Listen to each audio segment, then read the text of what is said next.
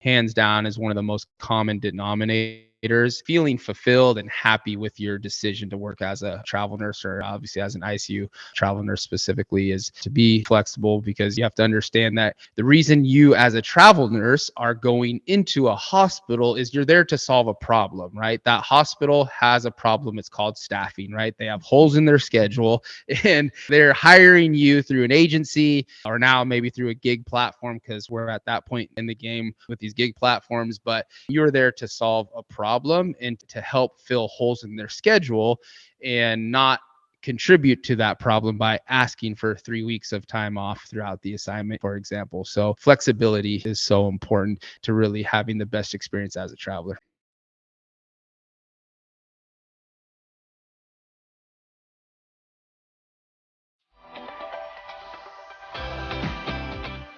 Welcome back to CRNA School Prep Academy podcast. I'm Jenny Finnell, host today. We have a very special guest episode, Justin Allison. Welcome to the show. Thank you so much. I'm fired up to be here, Jenny, and just grateful to get to chat with you again. Yeah, me too. And I'm so excited to share you guys, Justin, with you guys, our listeners. I actually was on Justin's podcast just a few weeks ago. So I highly encourage you to check out the BTS show, Behind the Scrubs. If you don't already, and tune into that, it's a great podcast. And there are a lot of travelers out there. So that's kind of what we're going to talk about today, is ICU travel nursing. And some background on Justin is that he's been in healthcare staffing for over 20 years and started as a recruiter and has worked his way up through every position and leadership role, built multiple startups, founded a company, etc. He loves talking about gratitude, leadership, culture, media, content, and disrupting status quo of an outmoded industry such as healthcare, and giving without expectations, which I love your gratitude and your attitude. And you're just very uplifting and insightful and very inspiring. So welcome to the show, Justin. Well, thank you, and I'm immediately humbled by that very warm intro, and having and listening to that is fun, and I just appreciate all the kind words, and I'm excited to be here and really hopefully provide a little bit of value to your audience. I know you have a big audience, and so I'm excited to just share kind of speak my truth and our truth, and hopefully that will either inspire someone or motivate them or give them a little nugget of education that will help them and really just help their ability to thrive. So thank you so much. Yeah, you're very welcome. And if you don't mind, share a little bit about kind of what you currently do with ICU or just not ICU nurses, but travel nurses, and your background and kind of how you help with staffing and things of that nature. Yeah, absolutely. So right now I'm leading a company called Lead Health, and we are a travel nurse agency, and we're headquartered here really in California, so heavy on the West Coast, but we do have a pretty large nationwide presence. And so we're very specialized, where we work with RNs, travel nurses, a lot of ICU nurses. I know that's a huge demographic within that space. And that really was, I think we all know this, the ICU nurses were arguably the most in demand throughout the 2.5-3 years of the pandemic.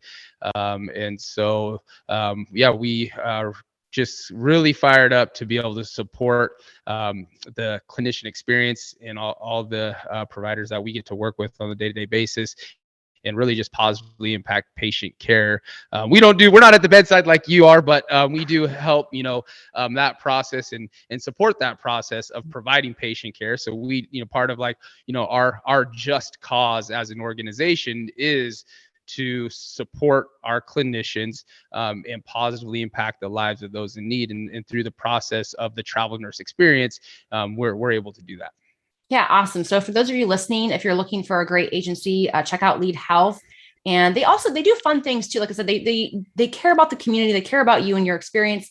They do like conferences such as TravelCon in September. Yep, the TravCon is coming up, and we're absolutely there. We have a really good time, and it's really one of the things that even TravCon is a great example of for us. And one of our core beliefs is like giving without expectation, and that I think is on full display at TravCon, because that's literally why we're there, is to give without expectation. And like examples of that is creating an experience for the clinicians that we interact with in our community. And we're not there there, which is fine. That's why a lot of agencies go to TravCon, but we are not there to acquire leads, right? So we're not there to take. And so that's one of the things that we really stand by, and we just try to do our best really to align our actions and behaviors with what we say we believe in, right? So if we say we believe in this, then are we actually aligning our actions and behavior with it? And so we try to do that as best as we can, but we make mistakes, we fail forward, and we're not perfect. It's just a constant work in progress. Yeah, but we love doing it. Yeah, I love that. But that just shows self-reflection, and your company truly stands behind what it's out to do and achieve. So yeah, I'm so excited, and I would love to kind of dive right into some of the good questions that I have in line for you. But yes. I guess, as far as most of our listeners are ICU nurses or soon to be ICU nurses because they're in pursuit of CRNA. I think a lot of nurses, they're a little unsure themselves as far as starting to travel and maybe like what type of ICU they can travel in, and maybe they're a CV ICU nurse, for example, but can they travel as a different type of ICU nurse, or do they have to stick with CV ICU? That is a great question. And if we just kind of pause on the pandemic experience from the last couple of years where all the rules were off the table, essentially. So throughout the pandemic, if you're a CV ICU nurse, you could travel as a surgical ICU nurse or a general. You could take an assignment really in any subspecialty of intensive care. In the normal world, pre-pandemic, post-pandemic, which we're largely on that side of it now, is that, yeah, the hospitals do want a CVICU nurse that has CVICU experience to take a travel assignment as a CVICU nurse. So to be more specific, it is very challenging if you don't have the specific type of ICU experience to take an assignment. So for example, like if I'm a trauma ICU nurse, right? It would be very, and I don't have any CVICU experience. It'd be very challenging for me to be considered for a CVICU assignment, or vice versa from that standpoint.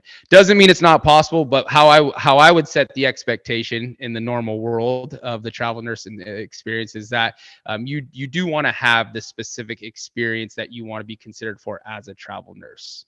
Great advice. And I also want to reiterate something that kind of is reinforced with this is, at least in my own experience too, with mentoring nurses pursuing CRNA, usually if you have robust ICU experience prior to traveling, such as doing ECMO or CRRT, things of that nature, you're going to still be able to get the high acuity assignments when you do travel, versus if you do not have these experiences, typically don't train travelers in these types of roles. Would you say that's probably true in your experience as well?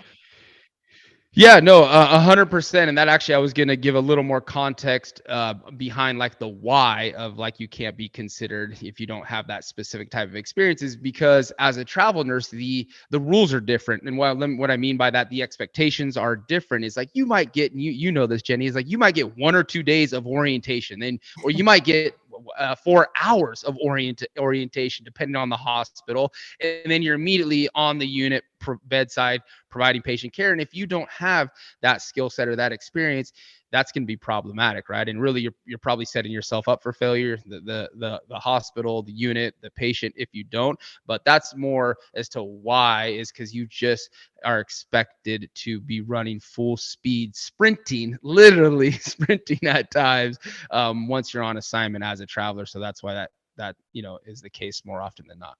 Mm-hmm. Yeah. So I think there's a kind of not a myth, because it can be true as far as like travel assignments travelers get bad assignments, but I think it really depends a lot on what kind of experience you come with. So you can't take any shortcuts when it comes to getting that really valuable ICU experience prior to traveling. Because again, you're going to set yourself up to be able to have the better assignments if you have the experience prior to traveling.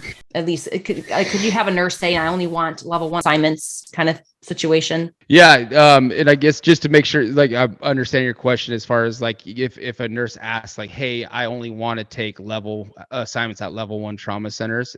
Mm-hmm.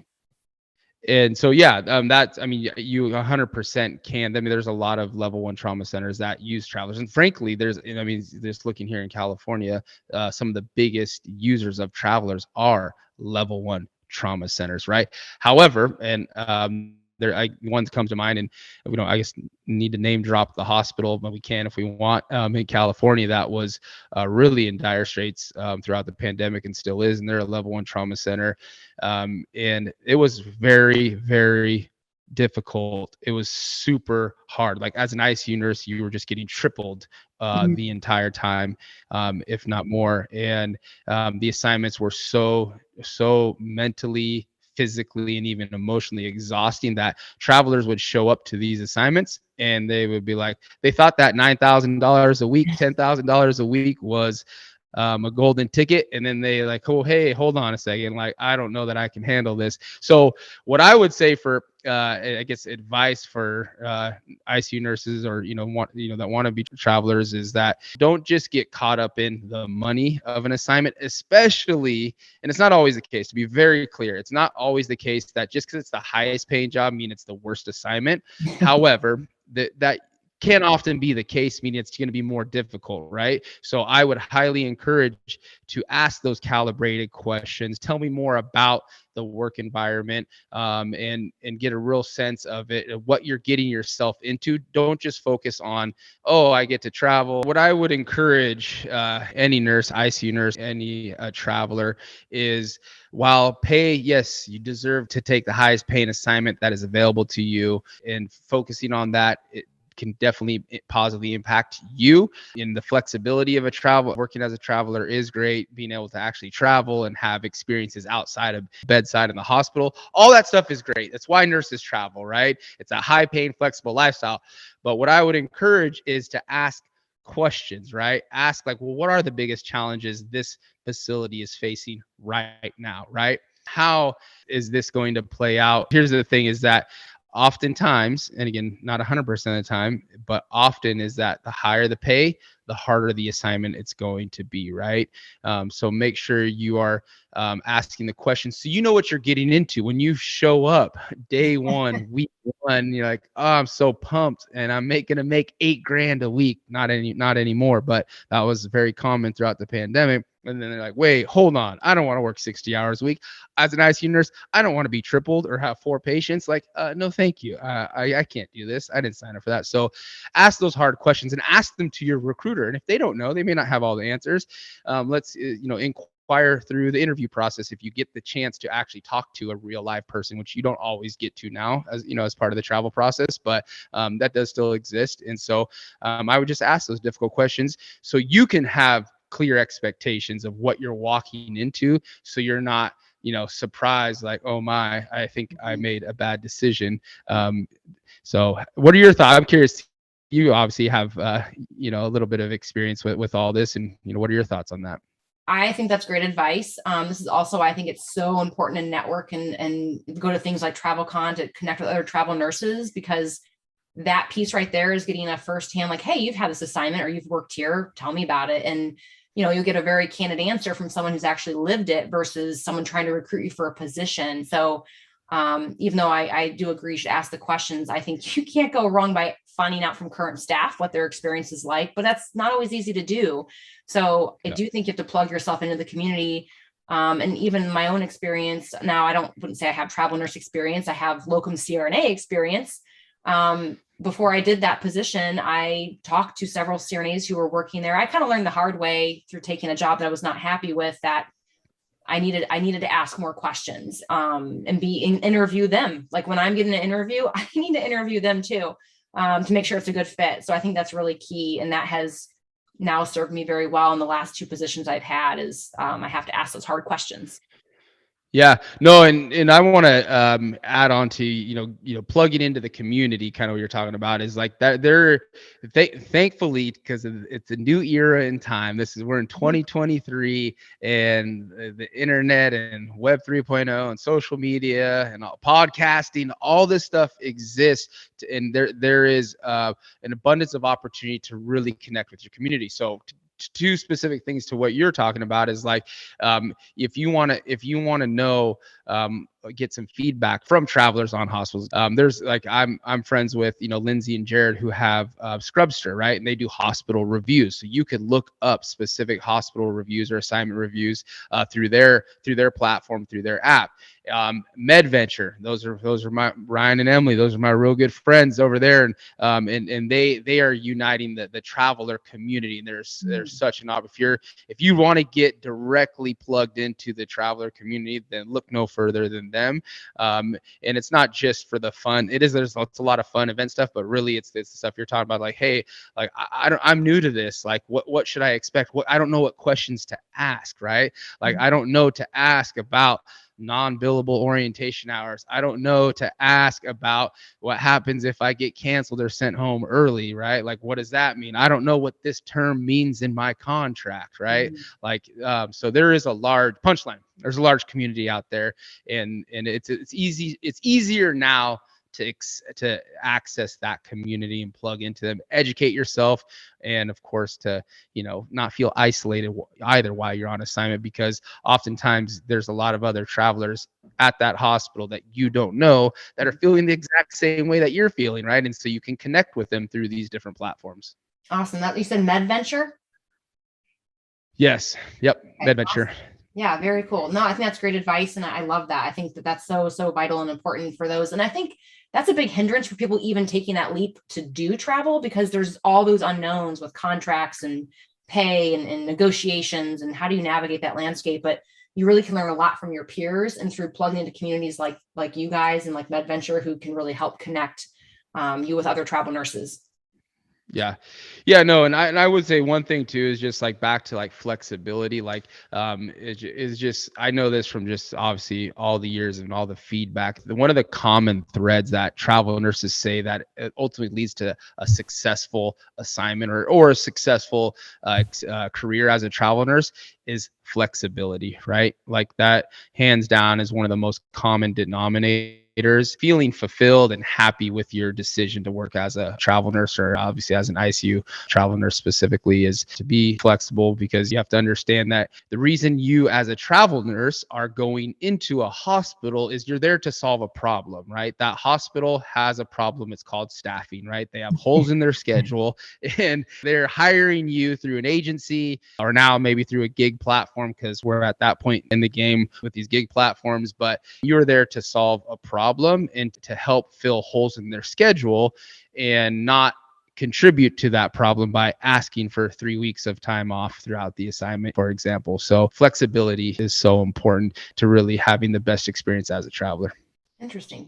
I think that's very insightful. What would you say, you hear nurses always say, like, why would they become a travel nurse? Like, what are the benefits? What would push someone to become a travel nurse? Yeah. Well, I think we've really it's kind of already touched on it a little bit, but hands down, number one, it's autonomy, right? So money is like the darling of the show, because like that's the shiny object. And again, nurses deserve to get paid and get paid boatloads of money for what they do. And all clinicians do for that matter, right? All traveling healthcare clinicians, locums like yourself too, is like, and so that is the shiny object. But it's really when it's all stripped away, it is autonomy. And what I mean by autonomy, it's the flexibility we're talking about, right? It's the flexibility to choose, when am I working? Where am I working? Who am I working with? So you get to choose, like, hey, do I want to take a 13-week contract and then take a month off between assignments? Absolutely. Can you do that as a staff nurse? Of course not. You can request time off 2 years in advance and it's likely to get denied. But so that the autonomy over your time and your tasks, where you're working, when you're working, and back to like who you're working with is like, well, you might be on an 8-week contract or a 13-week contract, and when that assignment's over and you're like, this was a very toxic environment, toxic culture, bad leadership, whatever the case may be, is like, or you just didn't like living in the location, you're like, you don't have to extend, you can go on to the next place, right? So you get to choose who you're working with. So yeah, I think that is hands down, it's the autonomy. Then it's the high pay for sure. So that high paying flexible lifestyle. As far as the other benefits is like, you get back to level 1 trauma. You get to work in hospitals that are could potentially be career builders, right? You get exposed to environments, you learn, you grow, and you get new experiences as a clinician. So you're getting professional development that you wouldn't get otherwise if you just stayed at your same local hospital for 10, 15, 20 years. So that's a huge thing. But then it's also too is like so many of the travelers in the community, they want to travel in addition to all those things is for the true travel experience, meaning, okay, I'm working my 3 shifts or my 4, and then on my 3 or 4 days off, I want to go explore the environment, right? There's a big, obviously there's a huge element for the outdoor community in the travel nurse experience, but that is a huge draw to it. And when one of the benefits, again, to being a travel nurse, and then of course, you still get a lot of the same perks as being employed, because if you're working for an agency, you are an employee, like, right? So every traveler that works for Lead, for example, they're a W-2 employee, so they get benefits, they get all the retirement, all those things that you would get at at a normal full-time staff job, essentially, too. So you're not missing out on any of that stuff either. I can keep going on this, but feel free to stop me. But as far as No, the benefits, I think you just sold me. I'd like to do it. Yeah. So there is, I think, and again, there's so many benefits, but here's the kicker. It's different for everybody. A lot of those things, a lot of what we're talking about now is common, right? However, it is still different. So you need to ask yourself why, because if I was a travel nurse and I'm like, well, why I want to travel is going to be different than why you, Jenny, as a locums traveler, CRNA, why you want to travel, right? Or it's not going to be exactly the same. It's not a one size fit all. It is literally a choose your own adventure opportunity. So you need to look inward, ask yourself why first. Why do you want to travel? And then how does that, those intrinsic motivators align with what the travel nurse experience offers and the benefits, as you asked. Hey, future CRNA, another daily dose of inspiration along your CRNA journey. In today's success story, we're going to share kind of an untraditional experience from one of our students. So the post reads, I'm so excited to post I was accepted into CRNA school. I interviewed at my dream school. The meeting and panel showed me that this was really not the place for me. Although it was close to my home, the culture and I weren't a match. So after a bit of a traumatic interview experience, I was invited to interview at another school. Side note that I applied to 3 schools, waitlisted at 1. The negative feeling was mutual at my top choice. They accepted at the program that became one of her dreams. Anyway, I called and spoke with the director before the interview, and within minutes, I was excited beyond words. There was a warmth and character that resonated with me. I moved forward with the interview. A couple hours after the interview, they offered me a position in the cohort for the spring. Mind you, the application was for spring 2024, not 2023. So what an incredible surprise that I get to start my journey a year earlier. I don't think this would have been possible without CRNA School Prep Academy and my mock interview. Larissa was fantastic for the mock interview and helped me get over an unsettling experience from my former dream school. The podcast, lectures, resources, mock interview, all CSPA had to offer made this possible. Thank you so much. Don't give up. Don't be afraid to be untraditional in your career path. Study and believe in yourself. Things turn out the way they are meant to be. I just love this so much because while this student had an unfortunate experience at what they thought was their dream school, they turned it around. And they also were waitlisted at a school that didn't start till 2024. And when they got asked to interview at the 3rd school, they were so shaken up by their previous experience that they decided to call and talk directly to this program prior to even interviewing. Now, mind you, they had already knew they had a seat at a school, but didn't start till 2024. But after talking with this other program faculty, they knew they had to give themselves a chance to interview.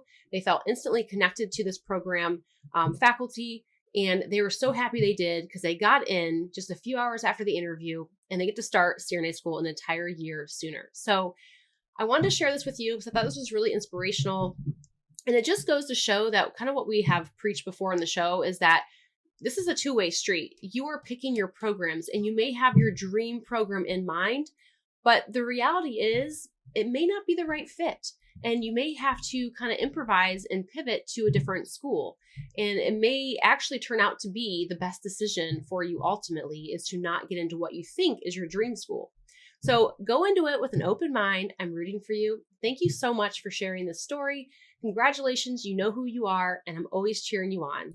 I think that's excellent advice. And I love that so much. You know, it's funny. I think where you're at in your life depends a lot on it too. I know like for me, when you start having a family, and especially if your kids are in school, you know, you can't like move them all over the country with you. So you're like, well, I guess that either means I have to be away all the time. And so again, I think it gets harder. So I think traveling is probably a little bit more doable or achievable if you don't have a young family, or if you have older kids who are like, well, they're doing their own thing. I'm gonna do my own thing. So I've seen it kind of go both ways, where I see younger nurses do it and I see older nurses do it whose kids are in college or out of the house. But all those are really great benefits. Well, I kind of want to get to that golden question though, what is the current going established rate for like ICU travel nurses? Do you know that off the top of your head? I kind of caught you off guard. No. Yeah. I will say it still varies, but you're probably looking anywhere from the 2,000 to 4,000 range. That's a broad range, but that's a week for ICU. The rate, here's the thing to give some more context on that. So, at the peak of the pandemic, obviously the rates were insanely high.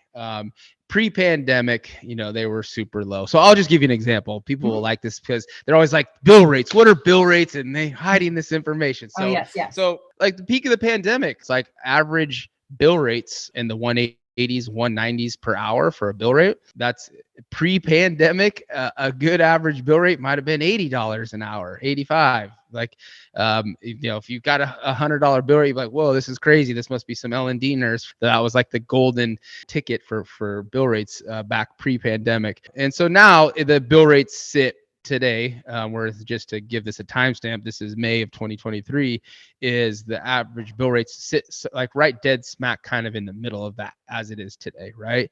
So they've come down considerably over the last 6 months ish, give or take, considerably from where they were at the height, but they're still I'm talking average. So there are some bill rates that are like, whoa, that's crazy. I never thought I would see a bill rate that low ever again, post pandemic, but there are still rates that are high, right? So the average rate is right about dead smack in the middle of where it was peak pandemic and then pre-pandemic. Does that make sense? No, that makes sense and very insightful. Thank you. And when you say bill rate, you're meaning like what you pay or what the hospital essentially pays for per hour. And obviously it's not what the nurses take home. That's what hospitals are willing to pay. And obviously as a staffing agency, you guys need to be able to run your business as well. So you take a portion of that. So then what the nurses take home is what's left. Is that correct? Yeah. Actually, I love this. This is a great opportunity. I'd love to, because this is one of the biggest things. I think there's a huge blind spot in the understanding of so the bill rate is what we bill the hospital. It's what they pay us, right, for to fill a job. And so from that bill rate, we obviously a huge part of that is what we pay the clinician, right? So the hourly wages, the bonuses. One thing that I think is not very well known is that we have to pay payroll taxes for that as well. And that's it's a significant percentage. Then of course we have to pay the housing stipend, right? Out of that. And then we have to pay the meals and incidentals out of that. So there's the stipends that, and then there's professional liability insurance. There's workers' comp. There's a lot of things that go into it, and then what's left over is what we take as like a gross margin, right? And so, but that's like it's not just like, oh, I know there's like, okay, well, I get a $200 bill rate.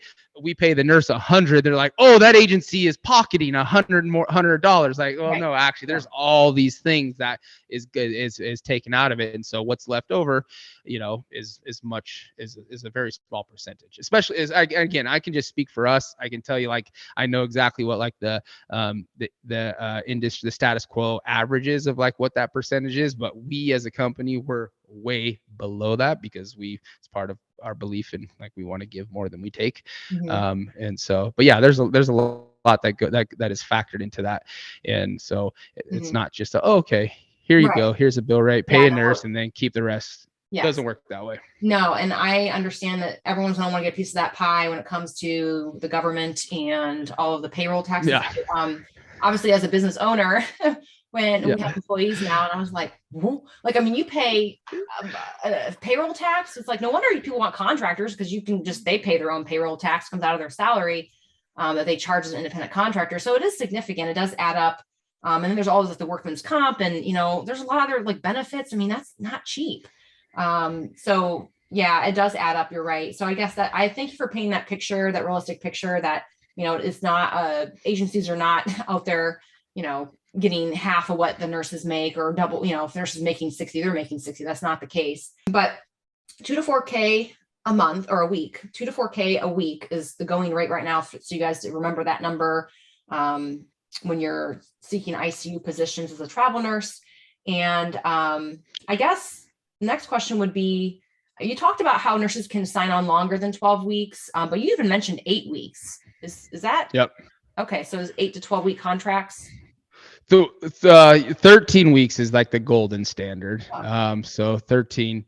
And then, yes, there's shorter and longer assignments, right? So most general shorter length is the 8-week contract. And that's not a massive percentage. It's a small percentage. I don't have like the numbers in front of me to tell you like what percentage of our current open jobs are 8 weeks, but I would say it's probably sub 10%. And so the majority are 13. And then, yeah, we do get longer contracts, 16, 20 weeks, sometimes 6 months, but that's actually more common in your world of 6-month assignments, the 6-month contracts. And so, what often happens is extensions. Extensions are very common. So you could sign up, on a 13-week assignment as an ICU travel nurse, and then you could end up extending for another 13 weeks and another 13 weeks after that. And it is pretty common that nurses will stay at one location for 2 to 3, 4 assignments, and up to that year mark before they have to go somewhere to, out of the area to reset their travel status. But so yeah, the lengths vary, but 13 weeks is common, and extensions are also very common. I love you pointing out, and for you guys listening, I think extensions are really, when you find that unicorn unit that you really love, you jive with, the experience is great, stay around if you can, because that's how you get the managers to write your references for CRNA school. That's how you get the harder assignments and more experiences. So keep that in mind, that you're actually looking for that one place that you can stay put. Especially if your pursuit of CRNA, you need a longer standing relationship with nurse managers to get those reference letters. So I think that's a great goal to have. Kind of a question I've seen pop up in Facebook groups, especially a lot during the pandemic, and probably more towards the end of it, I should say, is can they just change your pay in the middle of a contract? Does that actually happen? Yeah. I'm super empathetic, because yes, they can. And that does happen. And that sucks. Now, here's one thing I will say to that is it goes both ways. So, and what I mean by that during the pandemic is that there was oftentimes rates would go up during an assignment. So it's obviously it's just natural for us to focus on the negative bias of it, but that it's like, okay, it's going down, that's negatively impacting me. But a lot throughout the pandemic, it was the other way around. Rates were going up, so we're giving travelers more money, right? When the hospital raised their rates, we would give them more money. When they lower them, then we do have to make adjustments. Not always, because if it's not significant enough, I'm just speaking for what we did, is, if it wasn't significant, then we would just eat that cost, right? If we could avoid it, we don't want to negatively impact our nurses. But that's not always the case, and that does happen. So right, yeah. And that's not your control. The hospitals are the ones you're calling that shot. So okay, 100%, and we push back and we advocate, and sometimes we win, but I'm more often. Right. We do not, we lose. That's a losing battle, but we definitely fight it out if we can. Yeah. Awesome. Well, thank you for clarifying that. You mentioned travel nurses receive housing accommodations, but what is the typical stipend amount, if you even have like a ballpark figure for that, or is it just totally there? Yeah, that's a great question, and I'll just explain how that the GSA. So, the GSA website, it's a site anyone can access. So every traveler can go to it. It's a public website, and you can see. But how it works for both the housing, which is they refer to it as lodging verbatim. So lodging, stipend, per diem allowance, which is for housing, and then meals and incidentals. So there's two of them, and it's regulated by the government per county throughout each state, right? So there's set rates that is basically based on the cost of living, right? So if you look at like the San Francisco Bay Area, cost of living is insanely high. Guess what? Well, they have the highest per diem rates in the country because of it, right?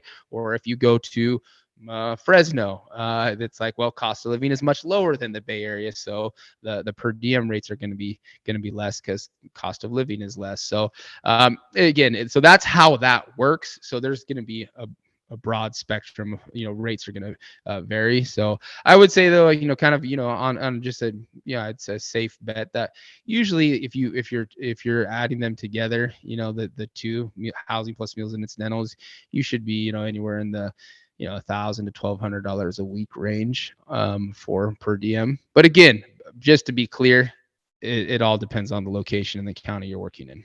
Right. Okay. And so is this on top of the $2,000 to $4,000 a week? Great question. No, that's included. Okay. So the weekly, yeah. So that's a really good question, because that's how rates pay packages are quoted. And so I would ask, that's like what you just asked there, for if you're new to travel nursing, is these are the kind of questions you want to ask, is, okay, so you just quoted me 3,700, and is that my hourly rate, or is that my hourly rate plus my stipends, and how does that break down? And one thing, you typically online, when you see jobs, like if you're on a marketplace or website or whatever, it'll just show like a weekly gross. Sometimes it'll have the breakdown of that. But if it doesn't, then when you do talk to your recruiter, right, or you're interested in a job, you apply for a job, and you're like, hey, and then have them break down the compensation too, right? Don't assume that here's a thing. Don't assume that what is online is gonna be 100% accurate to your need, because you may not need benefits, for example, right? Have them rerun that comp, requote it for you specifically once you get in contact with them, and have them break it down so you know exactly what to expect, because nothing more frustrating for travelers is to think that they're getting paid a certain amount, and then they get their first paycheck and they're like, what is this? This is not what I agreed to.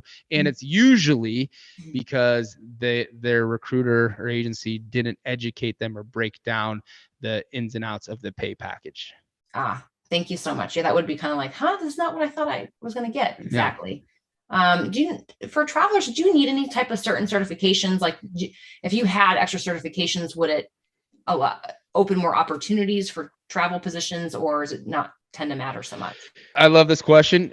Punchline: it absolutely will make you more marketable, right? So the more certifications you have that are relevant to your area of expertise, or that show like advanced learning, advanced education in your specialty, 100% will make you more marketable, which is absolutely a good thing, because it's so competitive in travel nursing that a hospital could get 30 ICU nurses for one opening, right? Profile. To give yourself that no matter how small, that little edge on your profile, absolutely, because that can help you stand out amongst the crowd. Now, is it a guarantee? No, of course not, but it absolutely can help make you more marketable. So I would definitely encourage that you to, or whoever, to, if they have that ability or skills or certifications, whatever it may be, to definitely do it, but not necessary. Okay, very interesting. Well, thank you so much. And I guess to wrap this all up, and I'm so grateful for your time, is how do nurses find jobs on health? Do you guys have a website they can visit to seek through the opportunities you have? Yes, I'm so glad. I feel like you teed this one up for me, and so yes, we do. Obviously, our website is leadhealth.com, and so obviously we have our jobs up there. You can get them. However, we just released our app. It's called Lucy by Lead, which is in the iOS store, the Android store, as of this moment in time. And the primary function as of today for our app, Lucy by Lead, is for the job search and being able to find jobs real time, curating them to exactly what you're looking for and setting up the customized filters, searches, alerts, etc. So those would be the best two routes. Our website and then our app, Lucy by Lead, is the best place to find our jobs. Very cool. Lucy by Lead. I like that. That's really nice. And Yeah. I think having an app is really convenient. So yeah, thank you for sharing that. I hope you guys are excited about travel nursing listening. I think if you can take advantage of this, I mean, I personally, I've mentored over 5,000 ICU nurses pursuing CRNA. The bulk of them have made so much money for CRNA school by traveling that I say get it while you can, and take advantage. I mean, especially if you want to travel and get those experiences. Like I said, I'm like, I'm kind of like reliving the days where I wish I would have done something like this. Maybe at some point in my life I will, and the kids are like, Mommy, I don't need you anymore. Because why not? I mean, you only have one life to live, and this just sounds fun. And getting plugged into the community, I think Lead Health is a great company to get plugged into, to take advantage of a company who actually cares about the nurses they staff. So thank you so much, Justin, for coming on the show. It was an honor to have you. Oh, it was all my pleasure. And thank you. And I want to leave with this last little nugget to just the satisfaction of the travel nurse experience. So this actually, I was in at NATHO earlier this month, and they one of the presenters shared a bunch of current data. And so one thing specifically is, if you're considering travel nursing as a career, right? Or if you're considering locums as a CRNA, and is that 85% of travel nurses have stated that they basically they intend to continue to travel, work as a traveling healthcare nurse. So there is high job satisfaction, right? 85% expect to continue as a travel nurse. And so, and on the flip side of that, I think we probably have all heard this at one point, but it's like 30% of like staff RNs are planning on leaving bedside care, right? So not as high job satisfaction as a staff nurse, but there seems to be a very high percentage within the travel nurse experience. So and a couple things just that are driving that, like what is it that I should be looking for as far as to ensure that I am getting high satisfaction in the travel nursing career. And the agency experience is the number one thing, is communication with the traveler and the agency. And so some of the key takeaways that as to why they're so satisfied is that their agency is quick to respond to their calls. People still want to talk on the phone in this digital world, surprising, but they are quick to respond to their calls and their inquiries, right? In that the agency keeps them regularly informed, and especially about things that could impact them, and that that they're acting as their advocate. So those three things are something that again, I would encourage people to be thinking about, that leads to that satisfaction as a traveler. But it's a good career if that's the path for you. 100%. I'm going to make sure I list all the links in the show notes, you guys. And I just want to also add my own experience. And obviously I'm dated because I was an RN back in 2009, 2010. But I remember my paychecks. I remember I got paid every 2 weeks, and I would take home after benefits, everything, $1,500 every 2 weeks. That was $3,000 a month. So just to paint a picture, especially for those of you who are in nursing school. Now I know I was making $22 or $23 an hour, 24 when I left the ICU to go back to grad school. I think rates are more like $30 an hour ish, depending on where you work. Sometimes it's higher than that. But that being said, you're still looking at like maybe $4,000 a month for takeaway income. This is $2,000 to $4,000 a week. Okay. So just put that in perspective, that this is, even though we're not, I mean, I don't want to go back to the pandemic. I don't think anyone wants to go back to the pandemic, but everyone wishes the prices would go back. But that being said, we're still in a very good place for nurses to really, really, really substantially increase your earnings by being a traveler and to save for CRNA school. Can't stress that enough, because it's a 3-year journey that's very expensive, and you will thank yourself later when you get out of grad school and you have less to pay off and more time to enjoy from some free time. But yeah, thank you so much, Justin. This was an honor to have you on the show, and just loved everything you shared. I know our audience is going to love it too. Awesome. Well, thank you so much, Jenny. I really appreciate it. And it was an absolute pleasure and unlimited gratitude for you and everything you're doing. Thank you so much.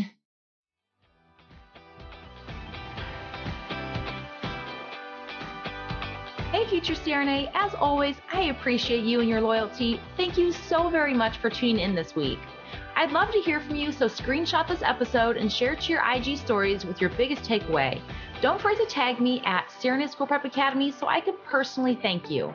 Be sure to head over to CRNASchoolPrepAcademy.com to check out our blog and gather free resources to help you along your CRNA journey. Stay strong, and I'll see you next week.